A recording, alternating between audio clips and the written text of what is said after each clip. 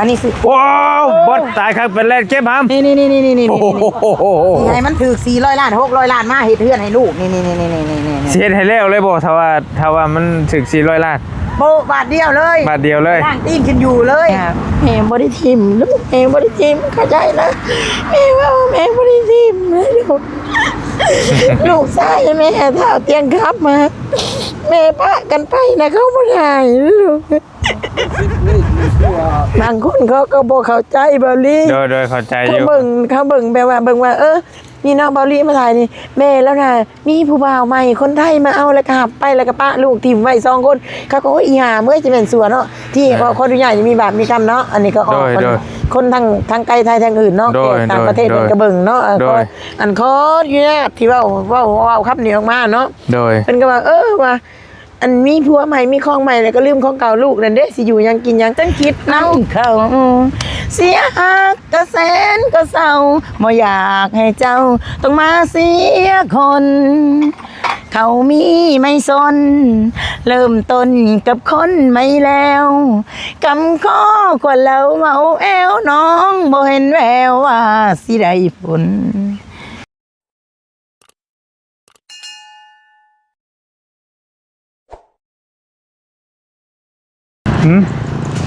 ไผ่หัวนี่ไหนเด้อหัวนี่บ่ผ่านเด้อหัวนี่บ่ผ่านไผ่แล้วมาหาเอาอยู่แต่เป็นบุคคลผู้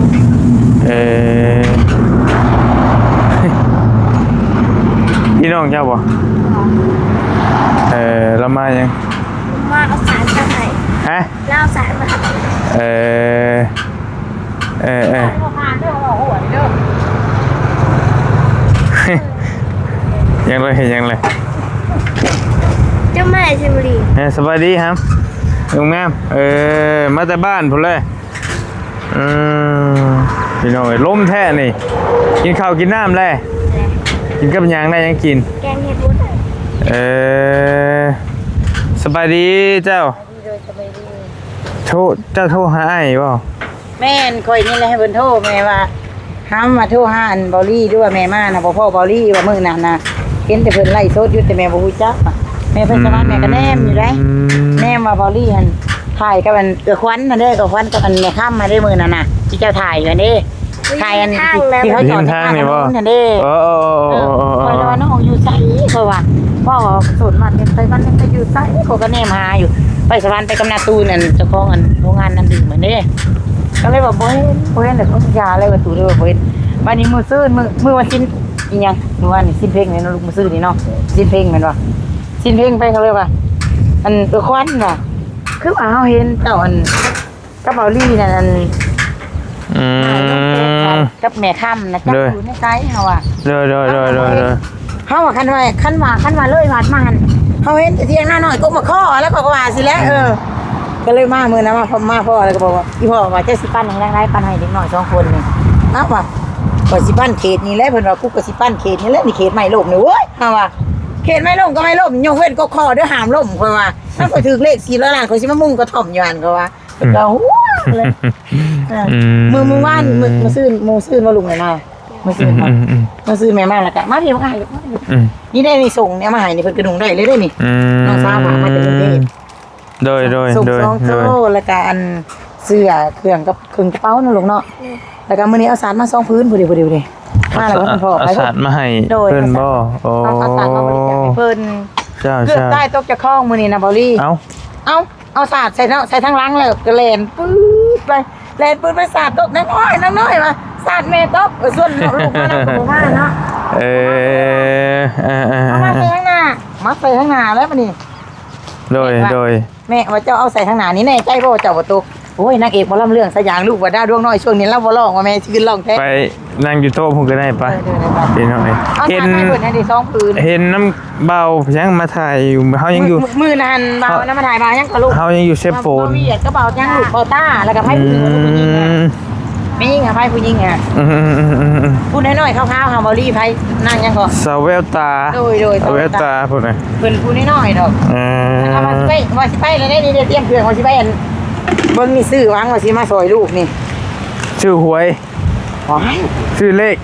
ลอตเตอรี่ค่ะ ลอตเตอรี่ อันนี้สิ ว้าวบดตายครับเป็นแรกเก็บหาม นี่ โอ้โห ให้มันถือ400 ล้าน600 ล้านมาเฮ็ดเฮือนให้ลูกนี่ เสียให้แล้วเลยบ่ถ้าว่ามันถึง400 ล้าน โบะบาทเดียวเลย บาทเดียวเลย ร่างตีนขึ้นอยู่เลยนี่ นี่ แม่นี่ เดี๋ยวเบิ่งขออนุญาตเด้อขออนุญาตเด้อใส่อันเสียนี่ก็ได้นี่ เบิดเท่าไหร่ มืด180,000ซื้อใบหนึ่งขึ้นเอาเต็มได้ป่ะขี่รถคนละคันกับผัวเด้เนาะผัวอันรถแม่อันเนี้ยก็3เนี่ย8724เนาะรถแม่37อัน37อีหยังลูกรถพอ37ยังก็3777บ่ลูก พี่น้องเบิ่งอันนี้พออันนี้ก็ซื้อจดก็ซื้อหมด อันแบบนี้ก็ซื้อหมด ตัวเดียวนั่นเลขมือนี่บอก มีเลขแต่มือนั่นมือลูกเอาเครื่องมาบริจาคกันเด้ เลข แม่คำปังบ่ได้ธรรมดาได้เพิ่นใจกว้างใจขวางอันนี้แหละ ตั้งใจอยากซื้อ ถ้าถึกแล้วนี่ อยาก ถ้าสมมุติว่าแม่ถือกัน400เนาะ เจ้า สิมาให้ลูกนี่200แมว200คนครึ่งเด้ 200 ล้านเลย โอ้แนวมันแหละมาให้ลูกนี่200แล้วก็เศษอันนี้ได้ ไอ้วอลลี่เนี่ยได้จาก50 ล้าน ได้ค่ะถือมื้อนี้ก็ว่าสิไปไหว้ให้มันถึกอยู่นี่นะก็เลยบอกพ่อใหญ่ว่าพ่อใหญ่ว่าเจ้าให้น้องนี่ให้มาให้บ่าวยังก็ลูก บุญทวีให้บ่าวบุญทวีกับน้องซื้อยังก็ สายฟ้า น้องสายฟ้ากับน้องบุญทวีนี่ให้ได้ก็ได้เด้อพ่อว่าจานกกไม่ล่มไม่เล่มลูกบ่สนใจยกเว้นว่ากกข้อห้ามตัดว่าซั่นลูกสิมาเฮ็ดตูบขายเครื่องน้ำชาเย็นอยู่นี่วะมื้อนี้ฮะเจ็บคอก็เลยว่าสิไปโม้บุญก็เลยแต่งหน้าลินๆข้าว่าป้านางเอกสิไปลำเรื่อง แม่ขอโทษนะแม่เป็นอันนางเอกลำเรื่องบ่ อันแม่ยึดแม่ เพราะว่าเสียงแล้วก็ส่งสิได้อย่างนี้นะ แม่ไปเหตุงานอยู่เมืองไทยนะแม่เป็นนักร้องอันตามผับตามบาร์ตามคาราโอเกะนะแม่สิร้องแต่ซิลิพรแล้วก็ร้องอันยังซิลิพรดอกรักดวงมาล่าแล้วก็แม่สิร้องอันยังวะเอ็มพัชราน่ะนะถ้าเป็นซิลิพรนี่สิ ฝ้าบ่ตอนนี้ฝ้าอยู่บ่ บ่พาวแม่ว่าสิไปอันนี้แหละกับลูกว่าสิไปวัดอันมาโซไปไหวเนาะลูกน้องไหวเลย4 โมงจังมาว่ะเมาเรียนจะโทรหาลูกว่าโทรแลนแม่นั่นบ่ได้มีเฟซเล่าว่าเห็นแต่เราถ่ายมื้อนั้นแต่ว่าแม่เขาเป็นเพื่อนเพิ่นบ่ทันได้หับนะก็เลยว่าจังซี่แม่อยู่บ้านบัวค่ำนี่เด้บ้านเดียวกับขวัญมื้อนั่นแหละ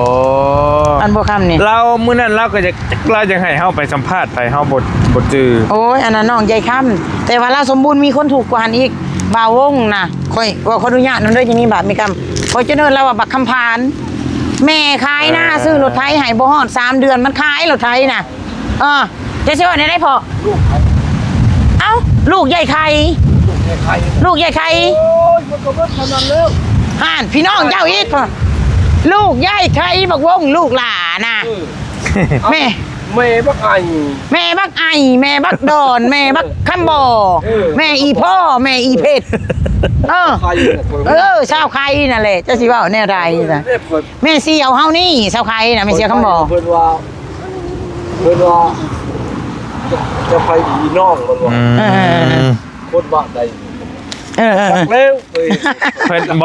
นทุกจะบ่หรือว่าแบบใดอันถูกแห้งเพราะว่ามียังพ่อแม่เพิ่นที่จริงก็บ่ได้ถูกแห้งเนาะพ่อแม่เพิ่นพานข่อยก็ยังว่าใส่ซื้อบักคำพานบัดเดียวนี่เลยมีลูกมีตาแล้วเราคิดได้เป็นเราเฒ่าได้เราอยู่โตเลยเนาะเฒ่าเลยได้ปะเนี่ยแม่แล้วน่ะเอื้อยน่ะนี่เห็นบ่เว้าจักฮอด80แหละโอ้ย80ป้ายได้พ่อคือว่า82เนาะ83ปีนี่เด้อแม่เสียคำบ่นะเอิ้นแม่เสียคำบ่เราเฒ่าลูกพานเฮาใส่ชื่อบักคำพานยังว่าบักบงน่ะบักคำพานแล้วก็แม่หันคายหน้าเนาะคายหน้าให้แล้วก็ซื้อรถไถอยากให้ลูกมีมือมีตีนนั่นแหละเนาะอยากให้หน้าพาดมันเอาเมียไปซำตนีว่าขออนุญาตนำซำตนีไปเฮือนแล้วมันก็แก่เมียไปตอกแก่ไปอาบน้ำฮะอันจืนได้รถไถฮะมันมาก็แก่มาตอกพาดบ่ได้อาทิตย์นึงอีแม่เอ้ยสิลงดำนาเดือน6อ่ะนะมันเหตุเพียงแต่ว่ามันเอาชุดลงต้มไปขายเท่าไรแม่ซื้อ3-4 ล้านมันไปขาย5 แสน3 แสนมันไปขายเอาอย่าเพิ่นดอกซะนะแล้วบ้านนี้แล้วมีครอบบัดนี้เพิ่นลูก3เลยได้บัดนี้ลูกเพิ่นผู้นี้ที่1ยังบักลูกหลานนี่บักวงหาตัวเฮาบักคำพานน่ะพ่อ น้องไอก็ บางไอ้กับป้าเมียอะไรเด้ อืม บ่ได้ลินอันบ่ได้อันนั้นได้ไอ้นะลูกเราหาคนผู้อยู่กรุงเทพนะแต่ว่าลูกหาคนอยู่กรุงเทพแต่ว่าบัดนี้เพิ่นลินเด้เพิ่นมีเงินเนาะลูกสิพางให้ผู้ละ10,000 20,000 30,000จังซี่นะพางมาเพิ่นก็ไหวหานผู้สาวอยู่ไสหานเบียร์อยู่ไสเขาก็นำเรียบทะแม่โลแหละ อืม อย่าเป็นนั่นน่ะได้ลูกเอ้ยทุกข์ยากได้ เพิ่นแหละ เห็นเลยแม่เว้านะแม่เว้านั่นแม่บอกเลยเด้แม่เว้าว่าแม่ไปหาแม่บ่ได้ทิ่มลูกแม่บ่ได้ทิ่มเข้าใจนะแม่เว้าว่าแม่บ่ได้ทิ่มนะลูก ลูกชายแม่เท้าเตียงครับมาแม่ปะกันไปนะเขาบ่ได้ลูก นี่คือว่านักบอล เออ ปัก จะพาลูกหลานให้อีกว่าเออ บางคนเขาก็บ่เข้าใจเบาลี่ โดยเข้าใจอ เขา ยู่ เบิ่งแบบว่านี่น้องเบาลี่มาถ่ายนี่แม่แล้วนะมีผู้บ่าวใหม่คนไทยมาเอาแล้วก็หับไปแล้วก็ปะลูกถิ่มไว้2คนเขาก็อีห่าเมื่อจะเป็นสัวเนาะที่ว่าคนใหญ่มีบาปมีกรรมเนาะอันนี้ก็ออกคนทางไกลไทยทางอื่นเนาะต่างประเทศมันก็เบิ่งเนาะอันคออยู่เนี่ยที่ว่าครับนี่ออกมาเนาะ โดย เพิ่นก็ว่าว่าอันมีผัวใหม่มีของใหม่แล้วก็ลืมของเก่าลูกนั่นเด้สิอยู่ยังกินยังเอาเข้าใจได้เบาลี่ข่อยนะอยู่ตรงนี้นะห้างข่อยก็เป็นใหม่ข่อยก็เป็นกำผ้าข่อยก็เป็นกำปอยข่อยก็เป็นคู่มือนี่นำมาข้อหุ่มมาข้อได้เบาลี่เอ้ยข่อยนะข่อยก็อยู่2คนกับผัวกับลูกอ้ายข่อยก็อยู่ในบ้านน้องข่อยอยู่กรุงเทพแล้วก็น้องชายให้ก็เอาลูกเข้ามาเลี้ยงกับลูกพี่น้องเองแล้วน้องไปยังไงเอาไปทางอื่นนะโดยอยู่สวนทุเรียนพุ่นก็บ่ได้เงินเบาลี่ทั้งหลายบ้านเมืองเพิ่นน่ะไปสวนทุเรียนน่ะเนาะเขาได้ปี1 3 4แสน5 6แสนข่อยน่ะขายงัวแม่ม่านไปให้สวนนอกซื้อโทรศัพท์เจ้าเบิ่ง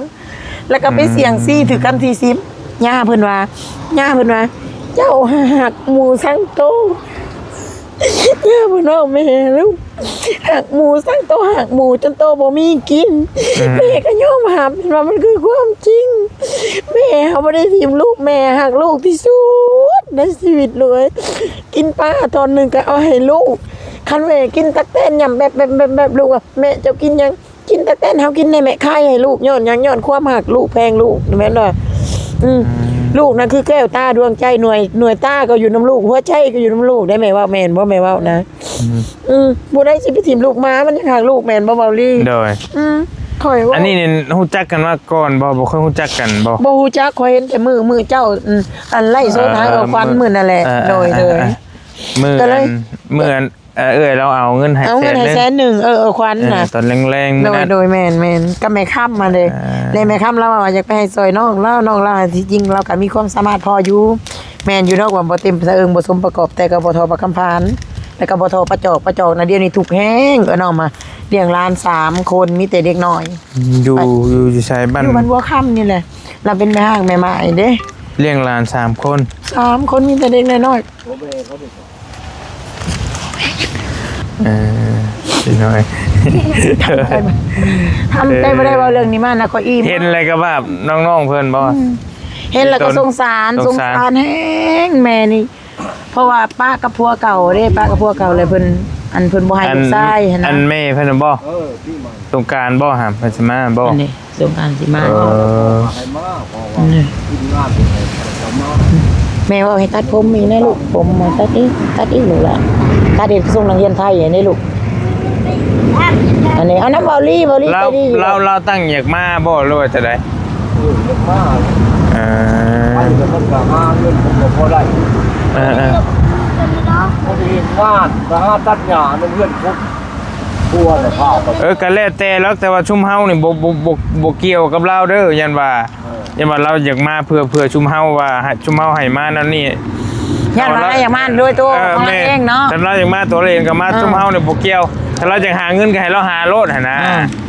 จนนั้นเพราะว่าเบาลี่มาถ่ายแล้วเบาลี่ให้มาเนาะเสียมันได้บ่แม่นนั่นเบาลี่เราก็มาซอยเรือด้วยเข้มกินใกล้กันมาซอยต่างหากเพิ่นนั่นนี่ซื้อเลขนี่วางสิรวยต่างหากเขาได้ยังไงมากันแล้วแต่ชุมบ่เฒ่าดอกคันว่าคือได้ยินพ่อตู้ว่าทีมงานจังให้มาน่ะก็บ่ใช่เฮาบ่เคยว่าจังให้เรามาหั่นน่ะกะความสุขให้มันเนาะคือแม่ว่าอะไรความสุขให้มันคันเงินคันคำนี่ก็บ่ได้ไปทางใดได้เนี่ยหันได้ยันเจ้าบ่ไปเพราะว่าอยากไปนำแม่เบาลี่ถ่ายอยู่เลยไปนำแม่แล้วไผสิอยู่นำมันนี่ จนในเบาต้าเบาเตอร์มาเฮ็ดบ่ได้บัดนี้บ่ลูกหลาแม่คำเพลงเติมข้าวและลูกบัดแม่เนี่ย แม่เราเป็นอหย่างก่อนนางเอกอหย่างก่อนจะบอกกินนี่ อยู่เมืองไทยได้เป็น ว่าอีหลีแม่ห้องเพลงให้ฟังได้บ่จักเพลง เอาเพลงยังล่ะ แม่ถนัดเพลงหยังที่มันมวนๆเลย ม่วนก็คืออันอิหยังก็เพลงผู้สาวฮอบสองแล้วก็อันต่อลงได้บ่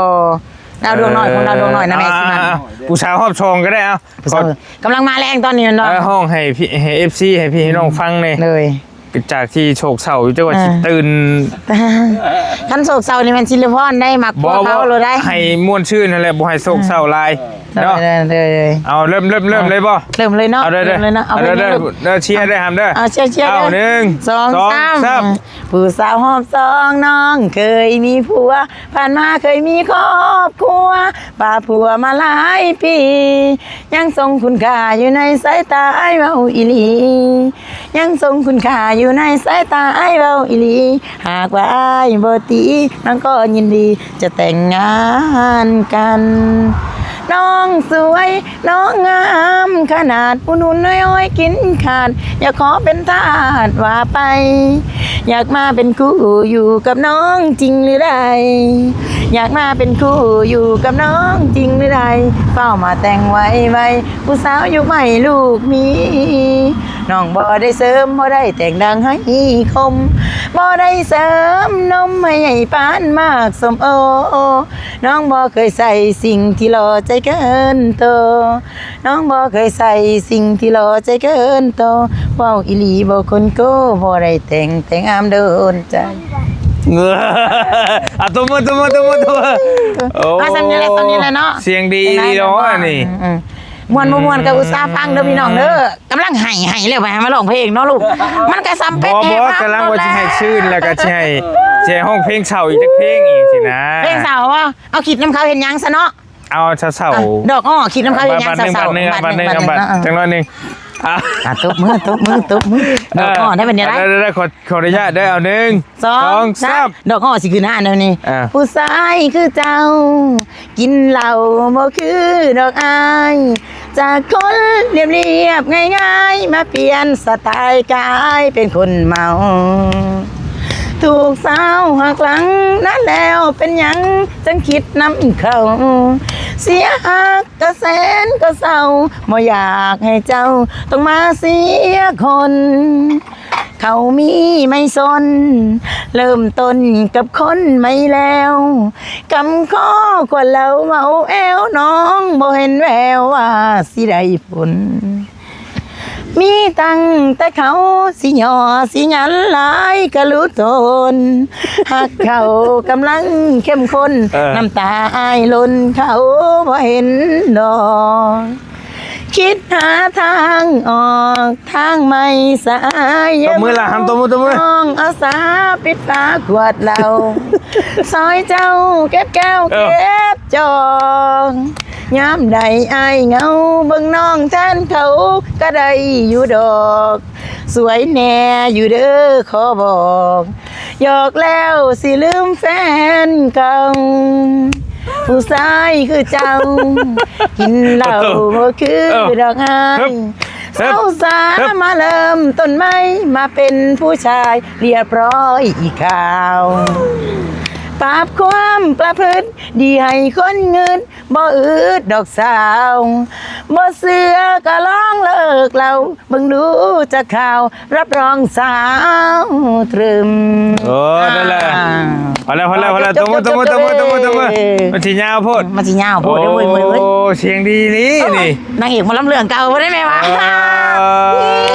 บ่ได้อยากขี้โม้เนาะร้องมาต้อง2เพลงยังบ่ได้ติ๊บได้ตับอยู่ลูกเอ้ยป่ะ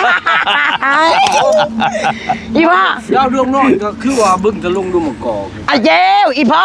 ดาวดวงน้อยแดนสวรรค์นะเจ้าว่าไผล้านอีพ่อต้องล้านสาวเฮานี่ บ่ เสียงดี เสียงดีลีเนาะ ดาวดวงน้อยแดนสวรรค์นะเจ้าไผลูกเถอะลูกล้านอีพ่อต้อง โดย บ้านต้นพึ่ง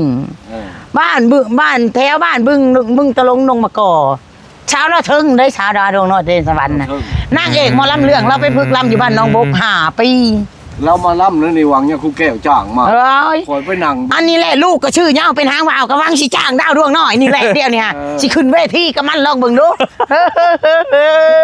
โอ้ยดาวดวงใหญ่ อันนี้ดาวดวงใหญ่อันนั้นดาวดวงน้อย ดาวดวงน้อย ว่าไผสิตกก่อนกัน บ่แม่นมีคนเคยจ้างแม่ไปห้องเพลงทำงาน อันอยู่ไทยแม่ร้องแม่สิไปร้องตามคาราโอเกะเด้แล้วก็สิได้ติปข้างละบางเทื่อก็1,500บางเทื่อก็2,000บางเทื่อก็700 500แล้วแต่เพราะว่าแล้วแต่แขกค่ะถ้าแม่สิเป็นคนเฮ็ดงานร้านอาหารแบบเป็นคนมักม่วนเลิ่งๆ เจ้า นะ เจ้าเจ้า ถ้าเป็นงานร้านอาหารเนาะถ้าอาหารได้ที่ว่ามีติปรวมเนาะเฮาก็สิไปซิมเธอแกแบบพี่ถ้าหนูนั่งดิ้งกับพี่เนี่ยเขาให้ติปรวมนะเขาจะใส่ถาดให้เด้เขาจะใส่ถาดให้ไว้ติปรวม โดย แต่ถ้าลูกค้าเห็นใจก็บอกพี่ถ้าพี่จะให้หนูร้องเพลงนะหนูต้องได้500หรือ1,000เขาก็จะมาใส่กระเป๋าหรือไม่ก็ใส่ยกทรงเอาโอ้ยก็ขอบคุณค่ะคุณพี่เลยนะ เออ ลมน้ำเบื่อในซ้ามือมาเดึกลูกหลาเอ้ย เออ ไพ่ว่านะลูกบ่แม่นพี่น้องเขาดอกว่า โอ้ยบ่แม่นเสียงดีเด้ออันนี้พี่น้องนี่เนาะพอฟังเสียง เอา แล้ว แล้วบายมาทำไมเลยมาฟังเพลง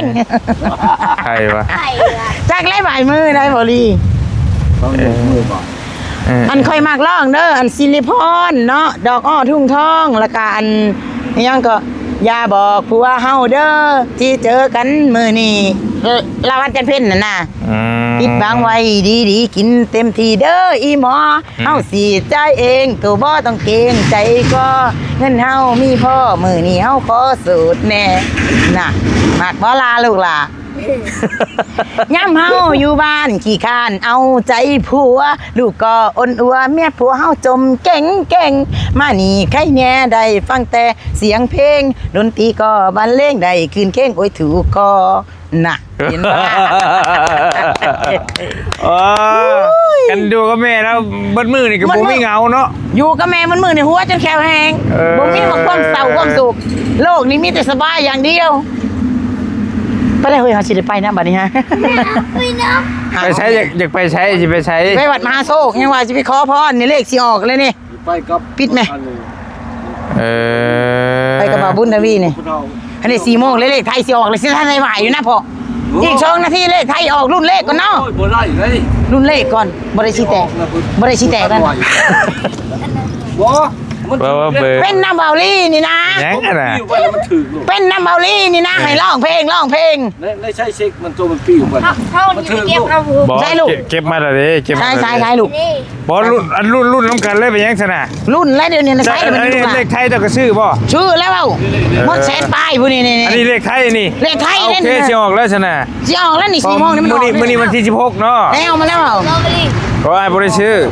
บ่สิรุ่นคันเราถึกแล้วแม่นเราสิมาเฮ็ดเฮือนให้เจ้าเสาก็มีแล้วบล็อกก็มีแล้วไอ้ช่าง บ มา อก ให้ ว่าสิเห็นหมดกระซอยกันแล้วเนาะลูกเนาะคันแม่ถือตัวเหย้าห้างวาวนี่แม่สิโป้เอาเลยแหละ เอา เจ๊เบาลี่50 ล้านที่ให้เจ้า200 ล้านเลยลูกเอ้ย เสาเขาก็เอามาเลยเด้เดี๋ยว จากเสาน่ะ สิไปสร้างบล็อกมาให้น้องมันอีก นี่เลขไทย เบิ่ง มาลีก็ซื้อถือเลยแม่ โอ้ยปวดห้องน้ำเบาลี่เอ้ยไปเข้าห้องน้ำก็เด้อ เอาไม้มือน้ำเมย์เราให้นี่ ลูก เอามาบุญทวีอ่ะจะใส่ข้อเสียเจ้าพัน ให้ไปห้องน้ำก็เด้อเด้อ เราไป ฟันได้ โอ้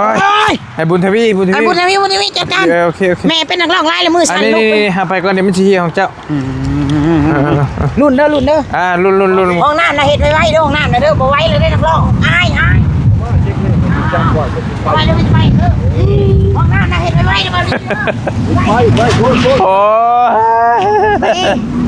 เต่าไปถือนะ ไปผมก็ได้ บาต้ายังถือ บาต้าถือซื้อเลย กูไปนั่งกูห้ามไปนั่งกู ว่าน ไป ที่บาต้าถือแล้วก็ต้องมาจะบุญเลยดิ ชื่อเลข3โตก็คือ ใช่ไหมอยู่เนาะ อันน้ำเบ้าหาช่างบล็อกมาให้เจ้าว่าอยากได้มื้อนี้แต่มันบ่ได้ คาร์โรเว่ มันมีแต่เขาบ่มีรถมาส่ง รถเจ้าแก่ไม่ได้บ่วันนี้ มันหลายโพดนะบ่สิสั่งมาบาทเดียว ฮู้ เลขกระปู กระปูหุ้ย ต้น9 3ชูเลขกระแก อันจะสิไปวัดน้ำลาวบ่ รถถามว่าป้า บ่ตาถึกเลขบ่เราถึกเท่าไหร่น่ะ แล้วว่า เราถึกเท่าไหร่ โมโหแล้วบอกว่าเราถึงเละ ดีเลย ว่าเนี่ยวันศุกร์บ่ ก็เลยเติมน้ำมัน บ่วันเช้าวันนี่จังว่า อ่า แล้วว่าเนาะ ไปมาหาเจ้าเนี่ยมันนี่แหละ บ่ตากับบ่เวียด เจ้าก็บ่เวียดบ่กับมือ มูแล้วเดี๋ยวสิ มือก็ซื้อ โอเคพี่น้องเอ้ยแต่ว่าสิรอสั่งบัดสิสั่งบล็อกมาให้น้องบุญทวี มีบอลสั่งแล้ว บ่บืนยันบริบ่ข้าวเวียกนะกันแล้วก็เป็นมื้อใหม่พุ่นแล้ว โอ้นี่จะลงมาแต่สกุลตอนไหนวะ มามื้อวานนี่แรงวานนี่บ่าวก็มานี่แล้วผ่านไปนี่แล้วแต่ว่ามันเผาก็เลยบ่ได้แวะหาข้าวมื้อดองฮะเห็นเจ้าบุญทวีหยุ่มน้ำอยู่ใส่แล้วบ่น้ำนะครับ ใส่เลย เรียบร้อยแล้วบัดนี้เนาะ แต่ ก็เบิ่งดู เนี่ยน้ำมันรุดเลยดิรุดเลยรุด คือรุดแล้วนะ มันรุด9 องศา มันสิบ่ลุบลงบ่ บ่ โอ้จบดีได้โอ้ใส่แล้ว แล้วเวลาชิมมาแป้งให้ไหม ให้ลุงจะมาแปลงให้ไหมเป็นไร อุ้ยบ่เตียงเหรอ โอ้แม่ปอเตียงอยู่เชฟโปนปุ๊ใส่แล้วโอเคใส่แล้วได้แล้วนี่โอเคแล้ว พี่มันขุ่นเด้ ใส่ลายมือแล้วเราอ่ะ ใส่ได้ ซื้อกาวมันติดใช่ไหม เอามือเลย ก็ได้แล้ว มันต้องใส่หัวนี่เอาหัวนี่แบบนี้มาใส่เดบรีแต่ก็ติดใหม่ ก็เห็นอันโยมอันน่ะบ่รี มันรุดแล้วตะกี้ก็เฮ็ดอยู่พอแม่จะต้องต่อ ไปนี่น้ำนายก่อนฮะไปรถนายก่อนไปจะเอานี่ให้มาพี่กันอันนั้นกินก่อนไป จังนี่ ฮะ จะเมนบ่รีเจ้าหูอันนั้นเบิ่งเจ้าหูจักกับชาวนะ เช้าได้ครับ สบุญ สบุญใช้ บุญเนี่ยเนี่ยแล้วหูจักกับเตียง สบุญบ้านนา โดย กะฮู้จักไปยังสิพูดอยู่บ้านเดียวกันเรามาหาเจ้ามื้อใดเรามาหาเจ้า เมื่อวานนี้กับเมื่อซื่อนี้ กะฮู้จักกันเลย แล้วว้าว เราบอกว่า ทำไปทำมาถือกัน ฮะ เป็นโด่งกันทำไปทำมา ดองก็ไผ ก็ผู้เฒ่า สร้างว่าแท้ ทำผู้เฒ่าเออทำชักอะไร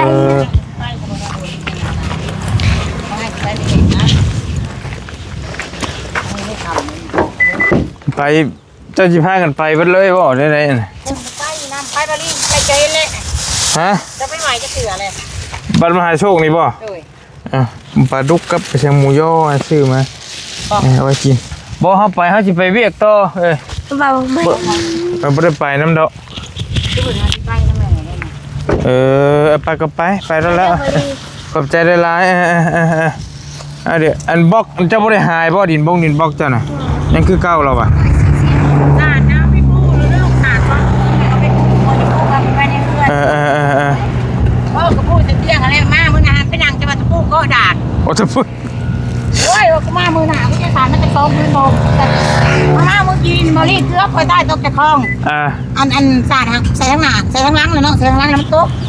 รอยบ่มีเสื้องัดแล้วผมมาใส่ทั้งหน้านี่ใส่ทั้งหน้าแล้วบ่ได้โหลดมันแซงกันรถใหญ่เลยมันก็มาปวดหน้าเขาแล้วก็โอ้ย จะพูด เพื่อนตาข้างหน้าอยู่ห้อยจะคล้องแบบเจ้าอะไรโอ้ยดีคนตาย จะปูก็ด่า มาปูก็ด่ามาซ้อมปูลูกโผล่มาเจ้าพอห่มกระมอนมายุติว่าใส่รถไทยมันใส่รถจักรมันมาบ่ได้นะบ่ได้มือนาเลขออกนะเลขหลุดคนนี้นะ24เนี่ยออกดูกันนี่นะ ถ่ายได้แล้ววะ ถ่ายได้แล้ว 8724 724นี่เฮกขนาดเขาหลักไป2เถื่อที่2เขามาส่งยืน เอ้า โหลดคันเนี่ยเฮกอันนี้ได้เรื่องว่าโหลดน้องทรายมันไปภาคใต้แต่มันก็เลยคล้ายก่อยหาแซน โอเคขอบใจหลายๆเด้อแม่เด้อโดยไปเวียกต่อก่อนเฮาก็ได้ขอบใจหลายๆที่ห้องเพลงให้ฟังม่วนดีๆมามื้อหน้าได้ฟังอีกได้ฟังเพลงได้คอมาแม่ชัดไหน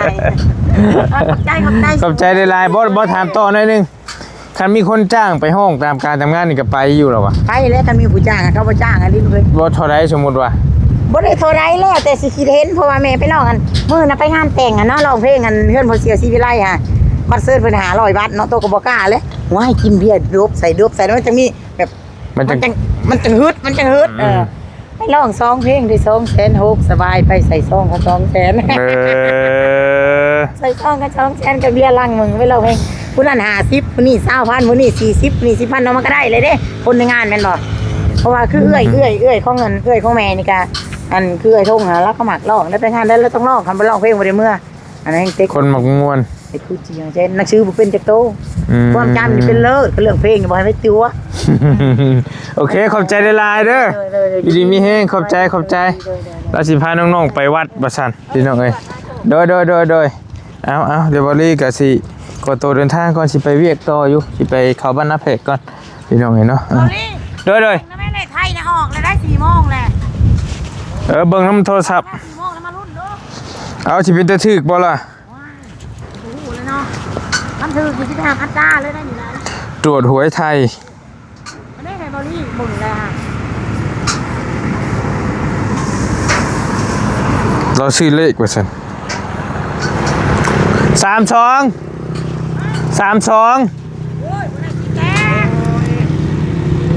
ทั้งล่าง32ทั้งเทิง63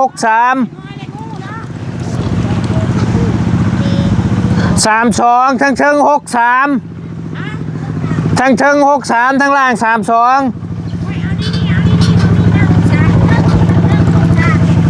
ไอ้63มันได้บ่ล่ะเอาต่อก่อนหน่อยนึงขออนุญาตบาดคำพี่น้องเอ้ย